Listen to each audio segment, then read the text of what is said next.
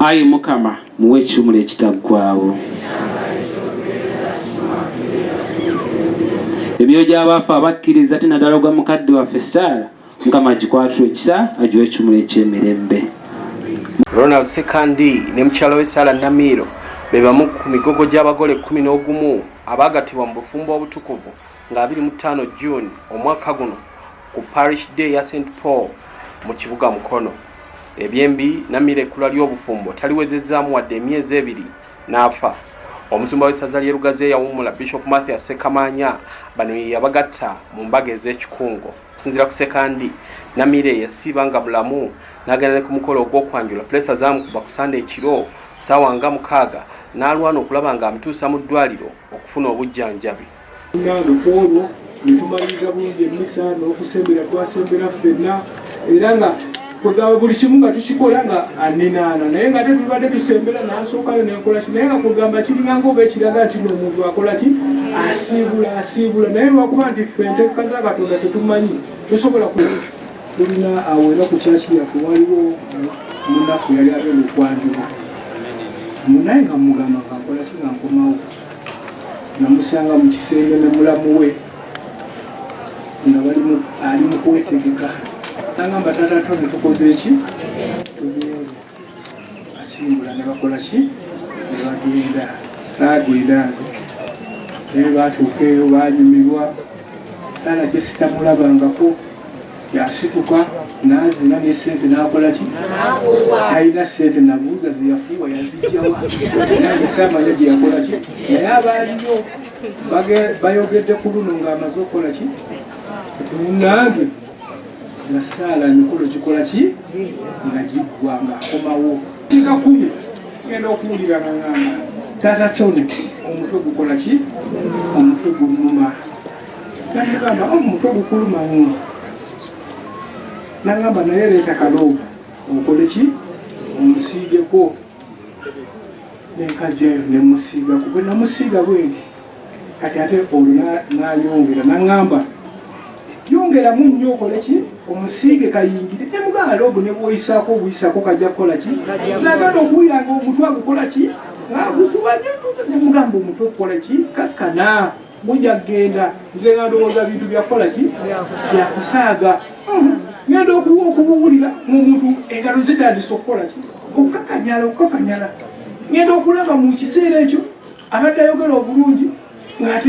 olulimi lutandise okukola ki okukyuka neŋŋamba kati no birabika si byakukola ki si byakusaaga kati teebereza ndimu tulimu babiri Oweni mutabani waffe naye ali mu kisenge kyeyeebase ye talina kikola ki nali nsirise tulabike bameka naye nagenda okulaba nga bikoze ki nga bisukiriddeko neŋŋamba Oweni nenfuluma nempita Oweni nemugamba genda oyitaani jjajjaawo tukole ki tusale amagezi neŋŋamba nemuyita nadduka n'agenda n'ayita maama naye najja nganze Sarah akola ki ali mu kankana bwati kati ng'olwo ntegedde nti embeera ekoze eki.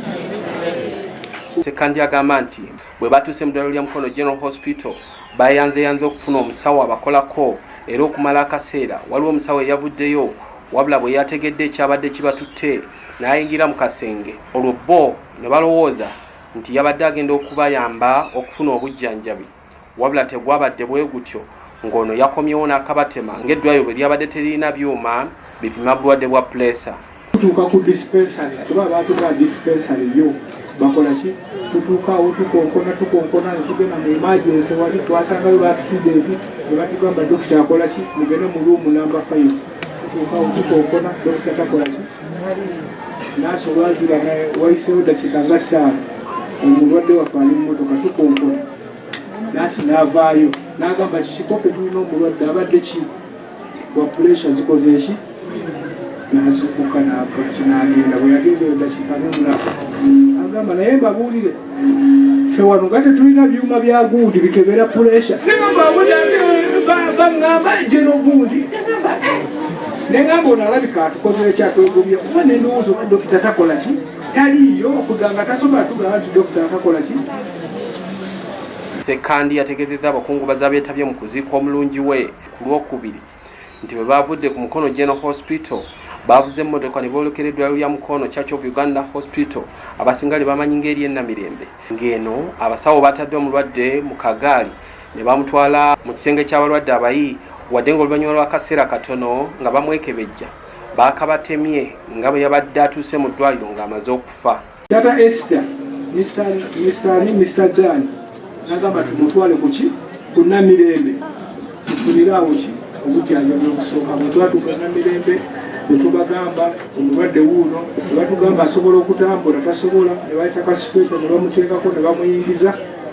Ne batugamba mukole eki mukomaawo, naye bw'obeera wano Namirembe wali bwe bamujjanjabi wano oba okola ki, baali basiimuula.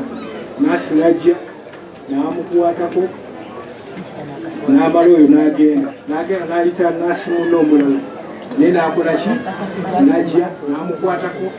Bwe yamala omukwatako naye n'agenda okulaba dokita akola ki, omulala ajja.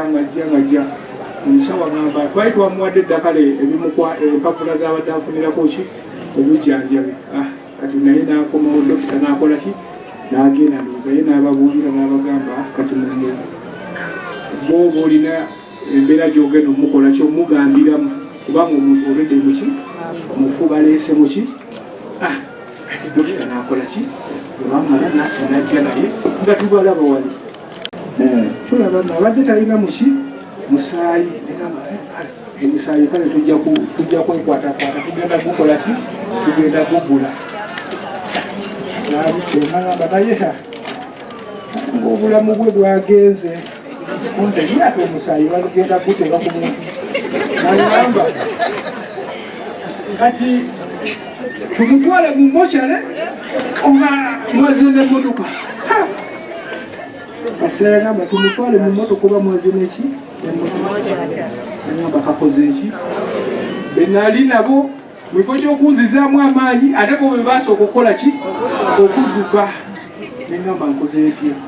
Enkya ya leero tugenze ku ddwaliro lya Mukono General Hospital olwo administrator waalyo Moses Wogi n'alaga obwennyamivu olw'okufiirwa obulamu bw'omuntu n'agamba nti kikyamu omusawo okugamba nti eddwaliro teryabadde na byuma bipima puleesa. Kibi nnyo ekyabuddewo nti okubeera nti wabaddewo ensonga eyo tetulina BP machines. Kyenjagala okukakasa eggwanga hospital tulina BP machines. N'olwekyo kikyabadde it was unfortunate. Nga management tugenda kunoonyereza ku nsonga eyo. Omulwadde oyo ddala kituufu yajja mu ddwaliro era teyakolebwako lwa nsonga ya BP. Ekyo mugenda kutuwamu akadde tukinoonyereze then tumanye ne bakozi baffe ki abaalagajjala ebikeesi bwe kiba kyali wano tuzuulire ddala kiki lwaki balaga obulagajjavu obwo kubanga tulina BP ez'amanda n'ezikozesera amasannyalaze ezandibadde ziyambako okulaba nti omulwadde oyo tutaasa obulamu bwe. Naye nga tugenda kunoonyereza ku nsonga eyo era tujja kubeera nga tubawa bye tunaba tuzodde. Naye nga kituufu BP zo tuzirina. Bogi ategeezezza nti bagenda kukola okunoonyereza bwe kinaazuulibwa nti ddala omusawo ono yeeyisizza bw'ati baakumukangavvula nga bagoberera amateeka agafuga abakozi ba gavumenti. Gavumenti erina administrative oba discipline structure yaayo, so bwe kinaakyuzibwa nti nayalagajjalira omulwadde then disciplinary measures zijja kugenda mu maaso. Ssekandi ne Kabite w'e Namiiro bawangadde ng'abafumba emyaka egisoma mu 2 era nga Katonda bawadde ezzadde ly'abaana 5 wadde nga obufumbo obutukuvu bamazeemu omwezi gumu gwokka ne weeks nga 3. Bano batuuze ku kyalo Lweza ekisangibwa mu Mukono Central Division mu municipal y'e Mukono. Emisa yakulembedde okuziika yakulembeddwa Father Moses Obothi nga yambibwako bwanamukulu w'ekigo kya St. Paul e Mukono, Father Paul Sebitogo ne Father Edwin Kyakonye.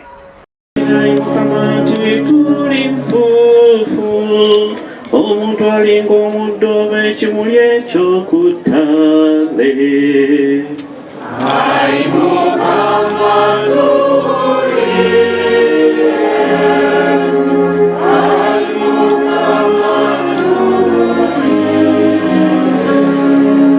Mukama ebibiri byange binkanga nenswala mu maaso go naye gwe oli wa kisa.